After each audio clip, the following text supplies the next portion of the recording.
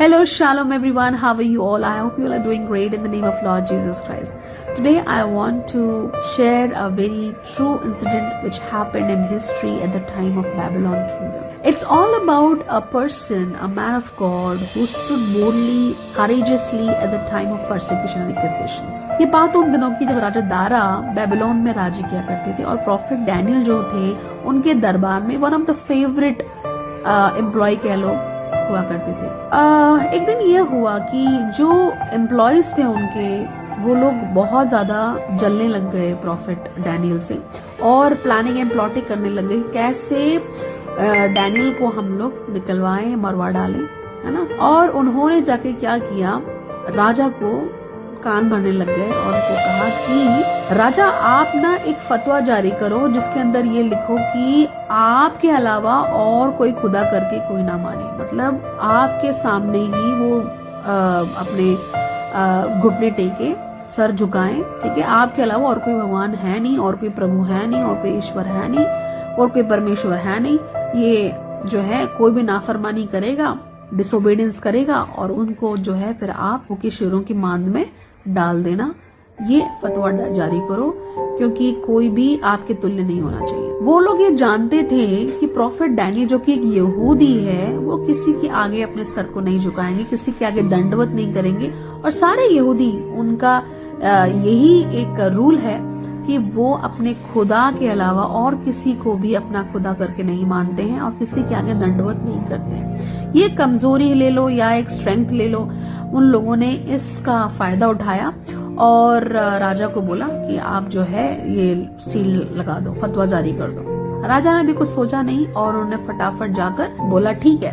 वो खुश हो गए कि भाई ठीक है, मैं ही खुदा हूँ, मैं ही परमेश्वर हूँ। और अब प्रॉफिट डैनियल को भी तो ये न्यूज मिली होगी, लेकिन उन्होंने बिल्कुल भी इसकी परवाह नहीं करी। उन्होंने समय देखा, मेरा समय हो गया प्रार्थना करने का। प्रॉफिट डैनियल जो थे वो 3 पहर परमेश्वर की इबादत किया करते थे, परमेश्वर से प्रार्थना किया करते थे। और उन दिनों में भी उस दिन भी ऐसे ही हुआ। वो लोग गए, प्रॉफिट डैनियल गए और एक कोठरी को बंद करके वो प्रार्थना करना स्टार्ट कर दिया। इसी चीज का मौका फायदा उठाकर उन लोगों ने प्रॉफिट डैनियल को पकड़वा दिया और जाकर उन्हें राजा के पास पेश कर दिया कि देखो आपने, आपका फेवरेट है ये और आपने जो कहा था उसके नाफरमानी करके इसने जो है किसी और खुदा को प्रेयर कर रहा था, दंडवत कर रहा था। तो आप जैसे आपने बोला है इसको डालो, आप भूखे शेर के मांद में डालो।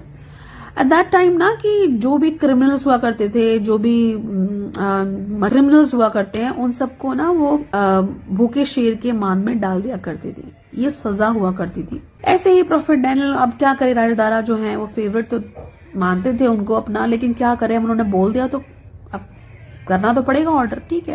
ये तो बोलेंगे ना भैया ये राजा तो अब नहीं बात से फिर गया। राजा डैनियल ने बोला ठीक है, राजा दारा ने बोला ठीक है, इसको लेके जाओ और इसको डाल दो भूखे शेर के मान में। प्रॉफिट डैनियल को उठाकर वो लोग उस शेर के भूखे मान में ले गए और वहां पर जो है गेट है बंद कर दिया उन लोगों ने। सब लोगों ने ये सोचा गया भैया ये तो। सुबह उठ के दरवाजा खोला तो प्रॉफिट डैनियल सही सलामत बाहर आ गए। क्या हुआ होगा उस दिन मैं बताती हूँ। प्रॉफिट डैनियल गए होंगे, भूखे शेर के मान में अंदर डाल दिया, वो गए। ओ प्रार्थना का समय हो गया मेरा, कोई टेंशन नहीं है। गए और परमेश्वर की इबादत करने के लिए खड़े हो गए, प्रार्थना करने लग गए। परमेश्वर तक उनकी प्रार्थना पहुंची होगी और कहा होगा भैया ये एंजल्स को कहा गया होगा ये मेरा फेवरेट दास है, एक खरोच भी से नहीं आनी चाहिए, बोल देना शेरों को। एंजल्स जो थे वो फरमान लेकर आए होंगे और उन सभी को ये कहा भैया ये परमेश्वर की तरफ से आया फतवा, राजा का फतवा जो भी था वो कैंसिल। अब परमेश्वर की तरफ से ही फतवा आया है, कोई टच भी नहीं कर देना इसको, एक नेल भी इस पर नहीं लगाना, परमेश्वर का सच्चा दास है। बस फिर हम इंसान ही हैं जो परमेश्वर की बात को नहीं मानते, लेकिन सृष्टिकर्ता जो कि सृष्टि जिस वो बात मानती है। मेरे दोस्तों आज आप या मैं, हमारी जिंदगियों में भी ऐसी सिचुएशंस आती हैं, पर हमें करना क्या है? दुनिया की तरह दुनिया की बातों पर हमें बिलीव नहीं करना है, हमें बिलीव होना चाहिए उस पे।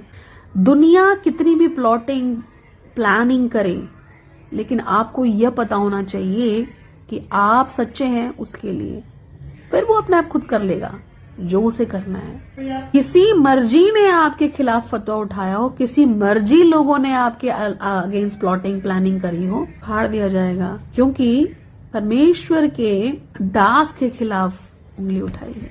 सो मेरे दोस्तों, आपको भी अपनी हिम्मत नहीं हारनी है। You should be standing boldly at the time of persecutions. दे दो उनके हाथों में, कह दो परमेश्वर मैं तो कुछ नहीं कर पा रहा हूं, अब इन लोगों को आप संभालो, है ना। सो बाइबल में एक वर्स है जो कि आपको ये हिम्मत देती है, और क्या देती है, भले मैं घोर भरी अंधकार की तराइयों में से क्यों ना गुजरूं, तू मेरे साथ है। और आगे तो पता चली गया आपको कि आपको क्या करना है। Praise the Lord.